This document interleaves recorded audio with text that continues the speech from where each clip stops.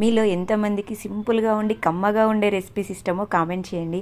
అదేవిధంగా కొబ్బరితోటి చేసే ఏ రెసిపీస్ మీకు ఇష్టమో కూడా కామెంట్ చేయండి.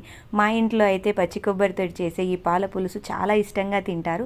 చాలా సింపుల్. ఫస్ట్ అయితే పచ్చి కొబ్బరి నుండి పాలు తీసుకొని ఒక 2 స్పూన్ల శనగపిండిలో వాటర్ మిక్స్ చేసుకొని ఈ విధంగా పాలలో మిక్స్ చేసుకోవాలి. నెక్స్ట్ స్టవ్ పైన కడాయిని పెట్టేసుకొని ఆయిల్ వేసుకొని హీట్ అయిన తర్వాత ఆవాలు, జీలకర్ర, కరివేపాకు, ఎండుమిర్చి, పచ్చిమిర్చి కూడా వేసేసుకోవాలి. ఇప్పుడు కావాలనుకుంటే మీరు కొంచెం ఇంగువ, సన్నగా కట్ చేసుకున్న ఆనియన్స్ని కూడా వేసేసుకోవచ్చు. ఫైనల్గా కొంచెం పసుపును వేసేసుకొని మనం శనగపిండి కలుపుకున్న కొబ్బరి పాల మిశ్రమాన్ని ఇందులో వేసేసుకొని సిమ్లో పెట్టేసుకొని టేస్ట్కి తగ్గట్టుగా సాల్ట్, కొంచెం కరివేపాకు, కొత్తిమీర కూడా వేసేసుకొని మనము ఒక 2 నిమిషాలు కుక్ చేసుకుంటే ఈ విధంగా దగ్గర పడిపోయిన తర్వాత స్టవ్ ఆఫ్ చేసుకోవడం. మీరు కావాలనుకుంటే ఇందులో కొంచెం ధనియా పౌడర్, జీరా పౌడర్, ఫైనల్గా నిమ్మరసాన్ని కూడా యాడ్ చేసుకోవచ్చు. మాకైతే ఇలా సింపుల్గానే ఇష్టము.